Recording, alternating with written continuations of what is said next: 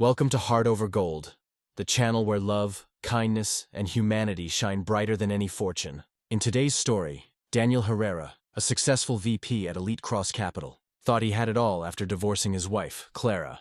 Parading his new, younger companion Sophia at the prestigious Metropolitan Arts Foundation gala, he believed his ex-wife was nothing but a faded memory. But Clara, now engaged to billionaire Nicholas Dega, made a stunning entrance that left Daniel's world crumbling. As Clara's brilliance shone through, Daniel's arrogance and choices led him to a downfall, proving that true power isn't about status. It's about what you build for yourself. Don't forget to like, subscribe, and share your thoughts in the comments, and keep up with our latest stories.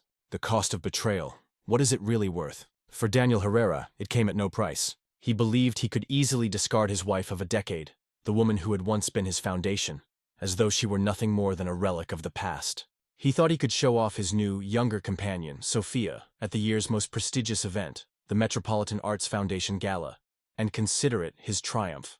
He imagined Clara, his ex-wife, sitting at home, broken and forgotten. But he had overlooked one key detail. When you push someone down, you never know who they'll meet once they rise. Tonight, Daniel Herrera is about to discover this truth in front of Madrid's high society, as his past is about to make an entrance and his future is there to greet it. A new chapter for him. The penthouse overlooking Retiro Park was filled with the scent of expensive cologne and an air of unspoken arrogance. Daniel adjusted the lapels of his custom-made Dior tuxedo, admiring his reflection in the expansive windows. Below him, the city lights flickered like stars, making the world seem at his fingertips. He felt like he was finally in control. "How do I look?" he asked, though it was more of a demand for approval. Sophia, lounging on the white leather couch, looked up from her phone. Her dress was a clear result of Daniel's recent bonus, a red backless number that hugged her figure perfectly. "Like €1,000,000, darling." "No, wait, 1,000,000,000, she said, flashing a smile that showed off her perfectly manicured teeth. Daniel's grin stretched wider. 1,000,000,000.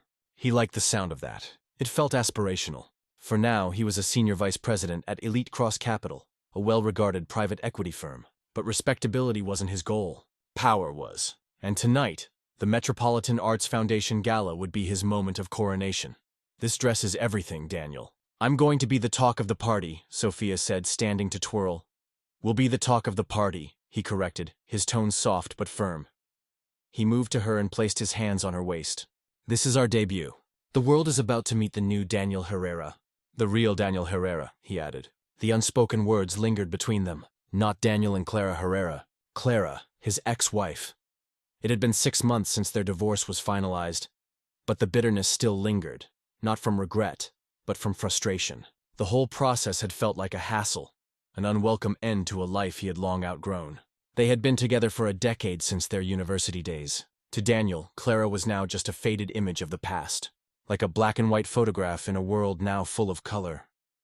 He remembered Clara always dressed sensibly, her hair tied back, her hands often covered in charcoal or paint from her creative pursuits. She had been an architecture student when they met, passionate and full of ambition. "I want to design spaces that breathe," she had once said. But over time, her ambitions had quietly taken a backseat to his. She had managed their home, hosted his work events, proofread his reports, and celebrated his career milestones as if they were her own. She had been the ideal corporate wife, the structure that allowed him to climb. And like all scaffolding, once the building was complete, she was no longer needed. The last argument played in his mind on a loop, a scene he had carefully tailored to fit his narrative. "You don't even see me anymore, Daniel," Clara had said, her voice quivering but steady. She had been standing in the kitchen of their former home, the one she had lovingly renovated herself. "I do see you, Clara. We just don't want the same things anymore," he had responded coldly, glancing at his watch. He had dinner plans with Sophia. "What is it that I want that's so different?" she had asked, eyes pleading. "Are you happy?" he had said, the words coming out harsh. "Are you happy with this house? Your little art projects? My world is getting bigger. I need someone who can keep up." He conveniently left out the part where she had found the hotel receipts, the lingerie he hadn't bought for her, the smiling photos of him and Sophia during a business trip to the coast. He had crafted the story to make it seem like a mutual parting of ways, two people growing apart. He was aiming for the stars. She was content to stay on the ground. "Do you think she'll hear about tonight?" Sophia asked, snapping him out of his thoughts. She was adding the final coat of red lipstick. Daniel scoffed. Clara, I hope so. I hope someone sends her a link to the gossip column. Maybe then she'll understand what she lost. He imagined her in her small apartment on the other side of the river, probably sketching something no one would see or reading. The thought filled him with a satisfying sense of superiority. He had won. Ready to go? He asked, extending his arm. Sophia took it, purring. Ready to make an entrance? As the elevator descended, Daniel felt a rush of excitement. The gala wasn't just a party. It was a stage for influence and status. Deals were made over champagne. Fortunes were measured by the cut of a suit and the sparkle of a diamond. Tonight, with Sophia on his arm, he wasn't just attending the event. He was declaring his dominance. He was powerful, desirable, and most importantly, free from the quiet past that Clara represented. Little did he know, the foundation once removed could reveal something far more valuable, timeless, and priceless than anything he could ever achieve. At the grand entrance of the Arts Foundation Museum, a line of luxury cars snaked around the red carpet, carrying Madrid's elite toward the iconic steps. The air buzzed with camera flashes and excited chatter. "Showtime," Daniel whispered. He squeezed Sophia's hand as a uniformed attendant opened their car door. They stepped into the cool autumn air, and the paparazzi, momentarily distracted by a Hollywood actress ahead of them, quickly turned their lenses their way. Daniel straightened his tie in a practiced gesture of casual importance. He guided Sophia forward, his hand on her back, ensuring she played her role perfectly. She smiled radiantly, tilting her head just so, a vision in scarlet. Together they presented an image of success, the suave financier and his stunning young companion.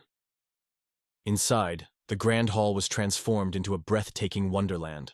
White orchids and crystal branches reached toward the vaulted ceiling, while waiters in crisp white jackets glided through the crowd, offering champagne flutes and delicate hors d'oeuvres. The sound of clinking glass, sophisticated laughter, and a string quartet set the tone for the evening. Daniel breathed it all in. This was his element. "Daniel, my boy," a voice boomed.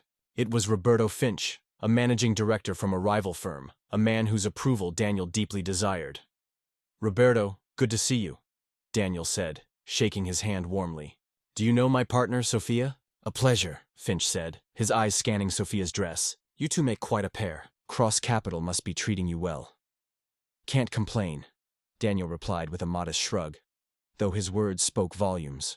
As they moved deeper into the crowd, Daniel felt their arrival making an impact. He caught glimpses of people's reactions, glances, whispered conversations behind hands, and the jealous looks from some of his colleagues' wives, which he found amusing. Patricia Langura, the notorious gossip columnist, took note of their presence. Perfect. By morning, their picture would be on page 6, solidifying his new status. He led Sophia to the main ballroom, pausing to chat with the important people along the way.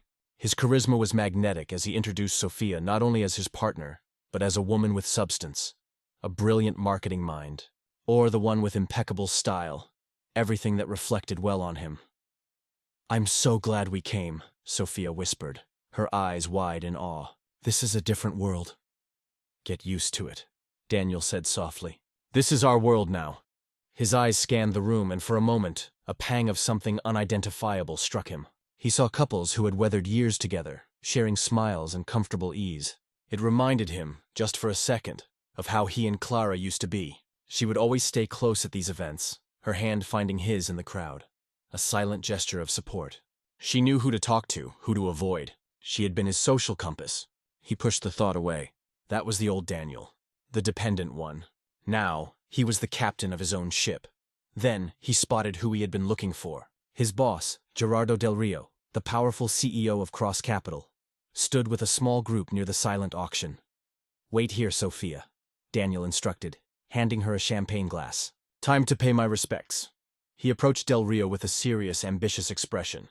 "Mr. Del Rio, a wonderful night." Del Rio turned, his face neutral. "Herrera, good to see you. The firm must be represented." He didn't introduce Daniel to the men he was with, a subtle but clear power move. "Of course, sir. It's the event of the season," Daniel said, trying to work his way into the conversation. "That new tech sector acquisition was a brilliant move. The numbers look even better than expected," Daniel added, eager to impress. Del Rio nodded curtly. "We're pleased." His attention was already wandering. It was clear the conversation was over. Slightly rebuffed, but undeterred, Daniel retreated. It didn't matter. His presence had been noted. He rejoined Sophia, his ego still completely inflated. He had the beautiful woman, the high-powered job, the bright future. He was untouchable. It was then that the atmosphere in the grand hall began to change. It wasn't loud or sudden. It was a subtle shift in pressure, like the air before a storm. The murmur of the crowd quieted, then began to swell again, but with a different tone. Heads were turning, not in a general scan of the room, but in one specific direction towards the grand entrance. A wave of focused silence was spreading from the door inward. The photographers, who had been lazily taking shots of the crowd, suddenly scrambled toward the red carpet, their flashes firing in a frantic, continuous barrage. "What's happening?" Sophia asked, standing on tiptoes to see over the crowd. "Did a movie star arrive?" Daniel craned his neck, annoyed by the interruption. And then he saw the reason for the commotion. A car, not a Rolls-Royce or a Bentley, but a rare and incredibly sleek Bugatti Chiron, a ghost of €1 million car. It had pulled up. It was the type of vehicle that announced not just wealth, but a different stratosphere of existence. Uniformed doormen, looking flustered and overly deferential, rushed to open the passenger door. Daniel watched, slightly curious. Who could command this kind of attention? And then he saw her. A woman emerged from the car. The crowd between them parted for a moment, creating a perfect unobstructed view from the ballroom entrance to the front steps. For a split second, his brain refused to process the image. It was like seeing a ghost, but a ghost reimagined by a master artist. It was Clara. But it wasn't the Clara Heck knew. This was not the woman of sensible shoes and quiet cardigans. This woman wore a midnight blue Chanel silk gown, a custom creation that seemed to pour over her figure, shimmering under the lights.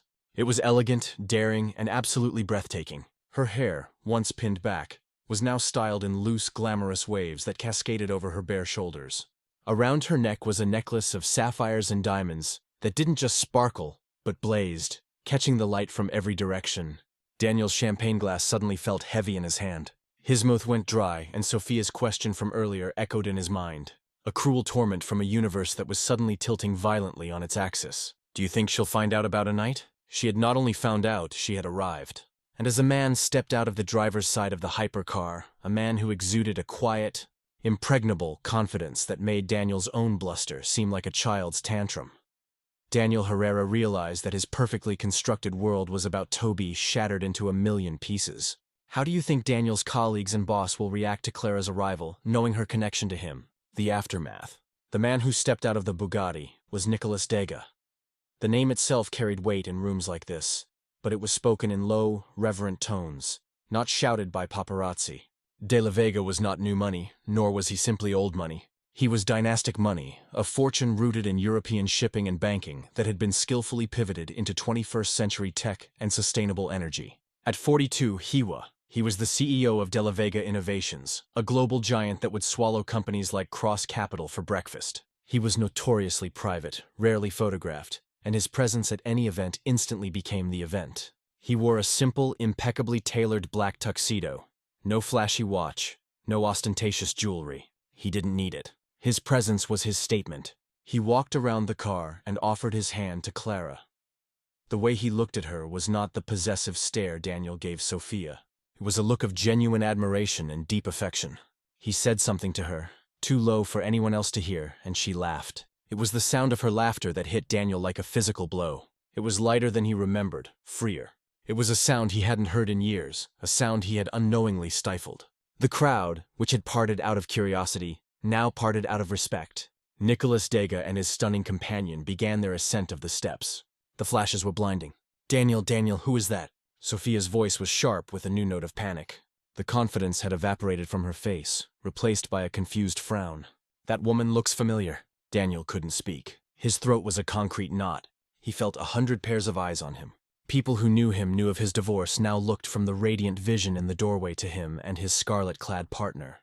The comparison was brutal. He felt a hot, stinging shame creeping up his neck. He and Sophia had tried to make a splash. Clara and her companion had just created a tsunami. That's Clara." He finally choked out the name. It tasted like ash. Sophia's jaw dropped. Her perfectly painted lips parted in disbelief. "That's Clara, your ex-wife. The one you said was normal." Her voice was an incredulous squeal.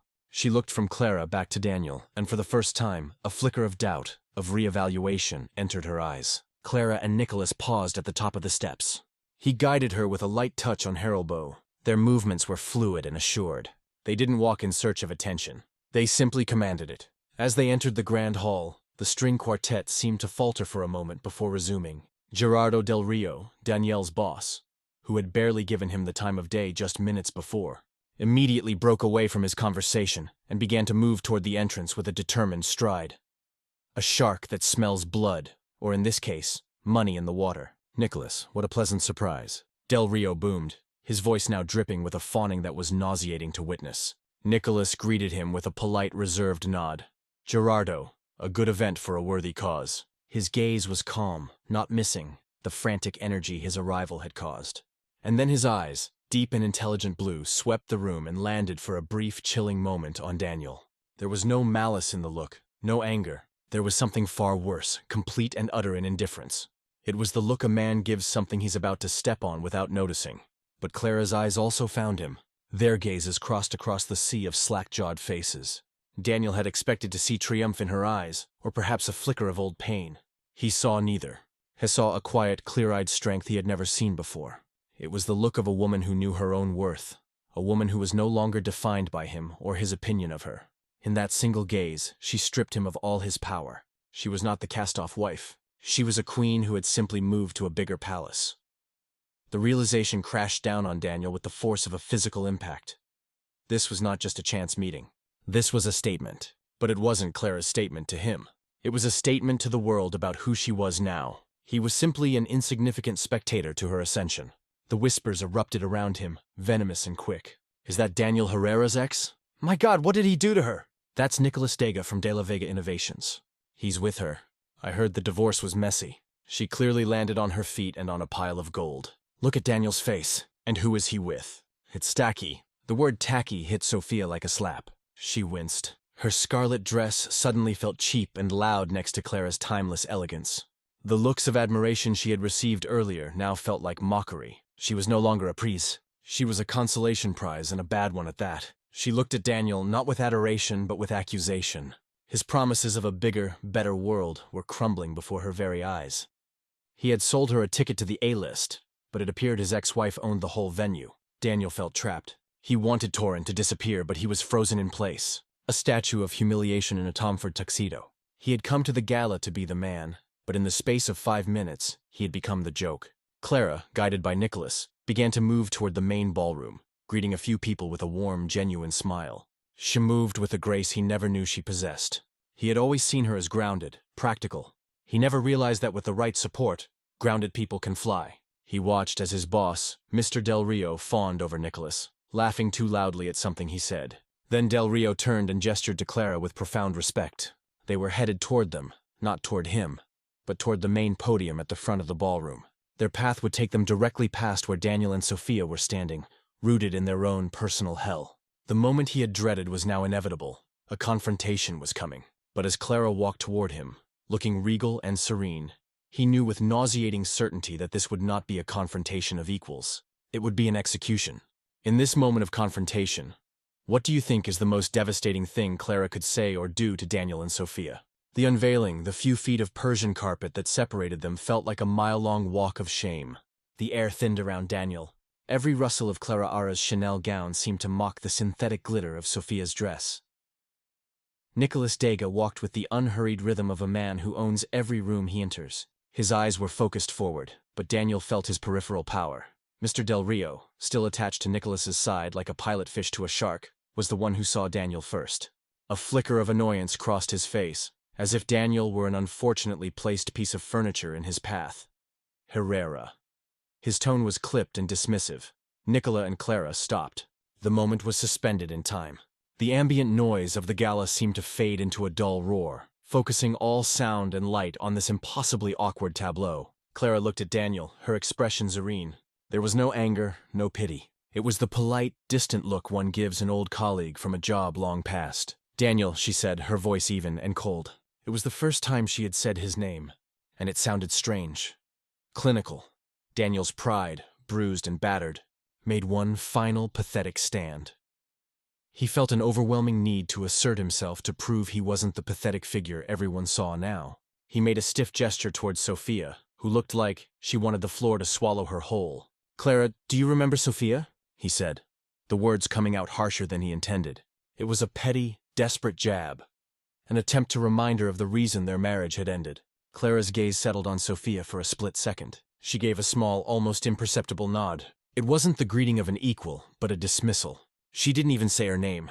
She had rendered Sophia utterly insignificant without a single word. Sophia visibly winced, her face wreathing to a shade that clashed horribly with her dress. Nicholas Dega, who had remained silent, finally spoke. His voice was not loud, but it cut through the tension with the precision of a surgeon's scalpel. He looked directly at Daniel, but his words were for his boss. "Gerardo," he said, his tone dangerously smooth. "I wasn't aware that Cross Capital was a part of our current philanthropic portfolio." Mr. Del Rio blanched. "Nicholas, we are huge admirers of the Foundation's work. We contribute annually." "Admirable," Nicholas replied, his eyes still fixed on Daniel. He then shifted his gaze slightly to include Sophia. "The Foundation's work this year is focused on supporting emerging female artists and designers, women of substance and vision, who perhaps have been overlooked." He let the words hang in the air, each one a perfectly aimed dart. Daniel felt his blood run cold, but the masterstroke was yet to come. Nicholas turned his full attention back to Clara, his expression softening into one of genuine pride. He placed a hand gently on her back. "But introductions are in order," his voice now projecting slightly for those nearby to hear. "Gerardo, I don't believe you've been formally introduced to my fiancé." A collective gasp was audible from the surrounding guests. "Fiancé?" The word detonated in the center of the room. This was no fling. It was no rebound. It was a commitment to one of the most elusive and powerful men in the world. Del Rio's eyes widened in shock. Then in frantic, dawning comprehension, he looked from Clara's serene face to Daniel's horrified one. The professional calculus was happening in his head at lightning speed. "My sincerest congratulations, Nicholas." "To both of you," Del Rio stammered, extending a hand to Clara. "A pleasure, Gerardo," Clara responded, using her maiden name. She shook his hand firmly. "It's a pleasure to meet you." Daniel felt the world spin. Lara. She had shed his name. She had shed everything related to him. But Nicholas wasn't finished. This was not a simple social slaying. It was a methodical dissection. "But you are mistaken about one thing, Gerardo," Nicholas continued, a faint sharp smile touching his lips. "Clara Ara is not just my fiancée. She is the reason we are all here tonight." He gestured vaguely toward the stage at the far end of the ballroom. "The Foundation's centerpiece project this year, the one my company has underwritten with a €50 million grant, is the new De La Vega Contemporary Design Wing at the museum." Mr. Del Rio nodded enthusiastically. "Yes, of course. We've all been eagerly awaiting the design reveal tonight." Nicholas's smile widened. He looked at Clara with pure adoration. "Then allow me to introduce the creative force behind it, the winner of the International Blind Competition, the lead architect and designer of the entire De La Vega wing, Ms. Clara Ara." Silence. A deep, resonant silence fell over the gala. Daniel Herrera felt the floor sink beneath him. It couldn't be. The little art projects, the sketches he'd dismissed, the passion he had called a hobby, it was all real. While he was climbing his greasy ladder, she had been secretly building an empire of her own. She hadn't just landed on her feet. She had built her own damn launch pad. Mr. Del Rio's jaw was on the floor, completely stunned. He looked at Clara with a brand new kind of respect, one that bordered on awe. Then he looked at Daniel with a murderous, dawning rage. He finally understood. Daniel Herrera, his arrogant, smug vice president, had discarded a woman who was now inextricably linked to a €50 million project with Nicholas Dega, a man Del Rio had been trying to get a meeting with for over a year. The humiliation was absolute. It was a public, professional, and personal annihilation. Daniel had come to the gala to show off his brilliant new life, only to have the woman he threw away unveiled as the real masterpiece of the evening. Clara gave Asmal elegant nod. "I look forward to presenting the final designs later tonight," she said calmly. "Now, if you'll excuse us, Nicholas and I have some people to see." With that, they moved on. The crowd parted for them like the Red Sea. They left Daniel standing there, a hollow shell of a man next to a woman in a red dress who was just beginning to look at him with pure and unadulterated contempt. The whispers started again. But now they weren't just gossip. They were his professional obituary being written in real time. "What do you think is the biggest difference between the way Clara and Daniel handle their new lives?" "The price of arrogance." The rest of the evening was a blur of exquisite torture for Daniel. He and Sophia remained frozen in place for a few moments, the epicenter of a shockwave of gossip that was now radiating through the gala at light speed. Every whispered conversation, every pointing finger, every smirk was a fresh stab of humiliation. Sophia was the first to break. You told me she was a nobody, she hissed, her voice low and venomous. You said she was a sad little artist living in a shoebox. You said I was the upgrade. How was I supposed to know? Daniel snapped back, his voice cracking. She was so guarded, so lost. She never ever did anything like this before. Maybe because you never let her. Sophia's eyes were cold and calculating. She was reevaluating her investment, and the stock was plummeting. The life of glamour Daniel had promised was a lie, a cheap imitation of the real thing. The life Clara now inhabited effortlessly. Sophia wasn't an upgrade. She had been scammed. Before Daniel could respond, Mr. Del Rio was back. His face was a thundercloud. He grabbed Daniel's arm with an iron grip and steered him forcefully into a secluded alcove behind a marble column. Are you an idiot, Herrera? Del Rio growled, his voice a lethal whisper. Or are you just terminally stupid? Sir, I had no idea. Shut up, Del Rio cut him off. Just shut up. Do you have any idea what you've done? We've been trying to do business with De La Vega Innovations for 2 years. Our entire new tech fund strategy hinges on getting a piece of his new energy portfolio. I've been calling his office every week, getting stonewalled by his assistants. And tonight, I finally meet him. And who is he engaged to? My vice president's ex-wife. You, the woman you cheated on and left. The woman who is now the lead designer on his €50 million legacy project. Do you see the problem here, Daniel? Connect the dots for me. Daniel's mind was a blank wall of panic. I can fix this. I can talk to her. Del Rio let out a short barking laugh that was devoid of humor. You'll do no such thing. You will not go near Ems. Lara or Mr. Delega, you will take your date, he said the word with utter disgust, and you will leave quietly out a side door. My office Monday 8 a.m. He paused. Sharp, Del Rio said, his voice dropping to an icy calm that was more terrifying than his rage. And I suggest you spend the weekend updating your resume. He turned and walked away, leaving Daniel trembling, his career flashing before his eyes. Meanwhile, across the ballroom, Clara, Ara, and Nicholas had been graciously welcomed to the head table, hosted by the museum director and the heads of the foundation. The conversation was lively, centered on art, architecture, and the future of design. Clara spoke with an eloquence and passion that captivated everyone. She was not just a fiancée. She was a visionary in her own right. Later, during a quiet moment as they stood on a privet balcony overlooking the city, Nicholas draped a cashmere shawl around her shoulders. Are you okay? He asked softly, his concern genuine. Clara looked at the glittering skyline of the same city Daniel had looked at from his penthouse. But her view was different. She wasn't trying to conquer it. She was a part of it. I am, she said, and she meant it. 4 years, I felt like a shadow. I thought his validation was the only thing that made me real. Seeing him tonight, I felt no anger. I felt no revenge. I felt nothing. He's just a man I used to know. She turned to Nicholas, her eyes shining with gratitude.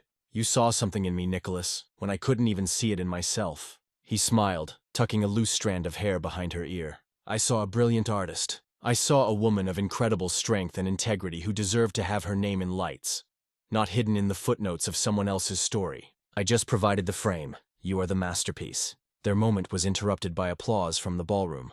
The presentation was starting.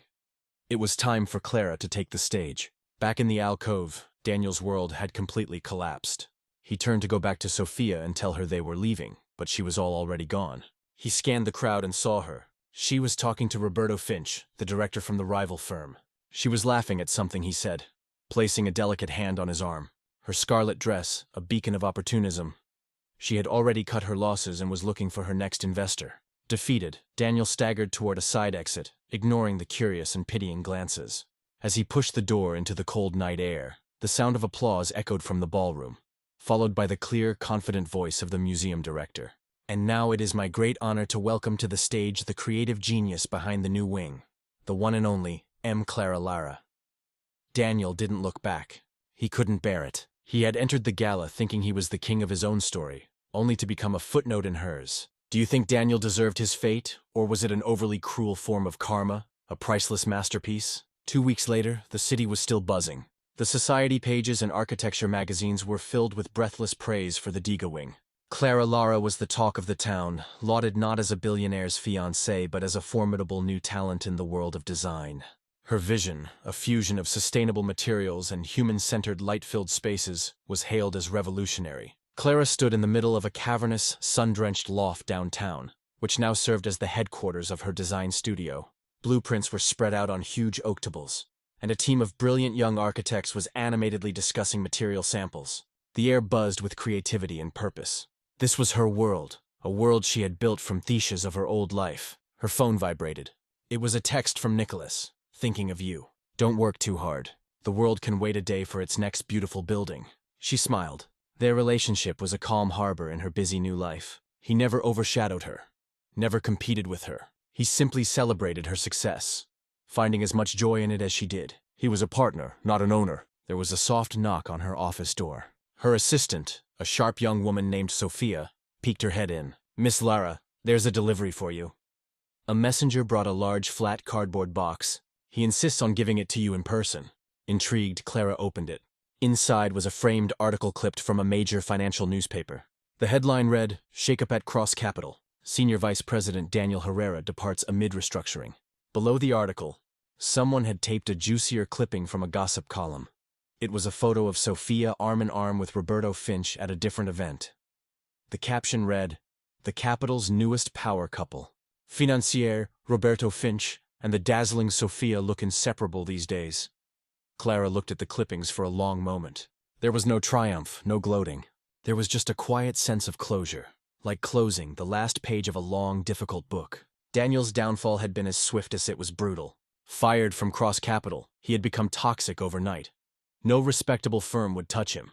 He was a case study on how not to manage your personal and professional life. His obsession with image had led to the destruction of his own. Sophia, true to form, had jumped from his sinking ship to the next available yacht. Clara slid the clippings into a drawer, out of sight and out of mind. They were relics of a past that no longer held any power over her. Her future was here, in this studio, in the lines of the buildings she would create. That afternoon, she walked the construction site at the museum. The initial foundation had been laid. She ran her hand over the cool, smooth concrete, the literal and metaphorical foundation of her new life. Nicholas found her there, dressed in jeans and a simple sweater, looking more like a professor than a billionaire. He didn't ask her about Daniel. He didn't need to. He simply handed her a hard hat and a cup of hot coffee. "It's going to be magnificent," he said, looking at the sprawling site, his eyes full of pride for her. "Yes," Clara agreed, looking not at the construction, but at the clear blue sky above. It was. She had been the scaffolding for someone else's dream. Now she was the architect of her own, a future built on a foundation of self-worth, talent, and a love that wasn't about ownership, but about partnership. She had lost a life she thought she wanted, only to build one that was beyond her wildest dreams, and she had done it not by finding a billionaire, but by finding herself first. He was just the beautiful, supportive partner who had arrived at the perfect time to watch her shine. 6 months had passed since the gala. Madrid's winter had thawed into a vibrant spring, and with it, the steel skeleton of the De La Vega wing had begun to rise against Theskyline. It was a tangible monument to Clara's new reality. She now spent most of her days on site. Her custom Chanel dress replaced by practical tailored trousers, steel-toed boots, and a white hard hat that had Lara written on the side. She moved with authority, her voice clear and decisive as she conferred with engineers and construction foremen. She was not just the designer, she was the conductor of a symphony of creation, and she had never felt more alive. Her relationship with Nicholas had deepened, settling into the comfortable rhythm of a true partnership. He was her most fervent supporter and her wisest counsel, but he never tried to solve her problems for her. He understood that her power came from her own agency. One afternoon, as she was reviewing a complex wiring schematic in her on-site trailer, her assistant Sophia called, looking unusually hesitant. "Miss Lara," Sophia began, "there's a man here. He has a letter for you. He insists on giving it to you in person." Clara looked up, annoyed by the interruption. "I'm busy, Sophia. Ask him to leave it with you." "I tried, ma'am," Sophia said, her voice dropping. "It's Daniel Herrera." Clara froze. The name felt like a relic from another time, a ghost at the feast. She hadn't seen or heard from him since that night. She had heard the whispers that he had been forced to sell the penthouse, that he was living in a small rented apartment on the outskirts, that he was consulting, the universal euphemism for unemployed. A cold knot of dread formed in her stomach. Part of her wanted to tell Sophia to have security remove him, but curiosity and perhaps the last lingering thread of a shared history won out. "All right, send him in." Daniel walked into the trailer. The change was shocking.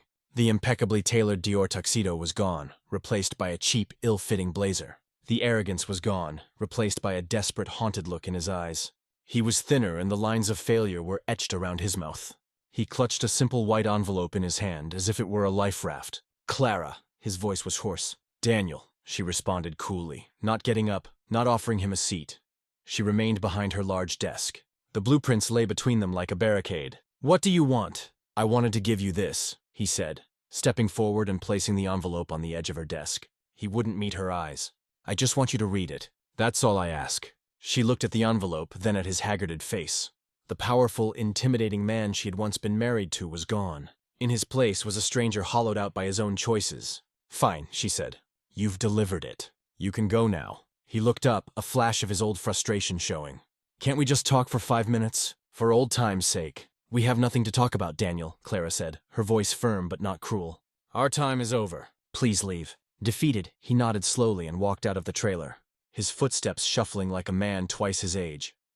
Clara stared at the envelope for a long time before finally picking it up.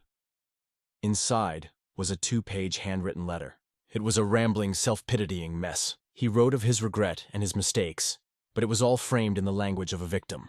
He spoke of the pressure of his job, of how he strayed, of how he missed the simple life they used to have. He never mentioned Sophia by name, referring to her only as a terrible lapse in judgment. The final paragraph was the true purpose of the letter. "I know I have no right to ask you for anything, Clara, but seeing what you are building, it reminds me of the dreams we used to share. I'm in a difficult place. A word from you to Nicholas or anyone really could turn it all around for me. I just need a second chance to get back on my feet. I'm not asking for charity, just to have a door open for the man I once was." Clara put the letter down, a deep sadness washing over her. Not for him, but for the woman she had been. The woman who would have believed in this pathetic manipulation. He wasn't sorry for what he did. He was sorry he got caught and lost everything. He didn't miss her. He missed what she provided for him. That night she showed the letter to Nicholas. He read it, his expression unreadable, and handed it back to her. "What do you want to do?" he asked simply.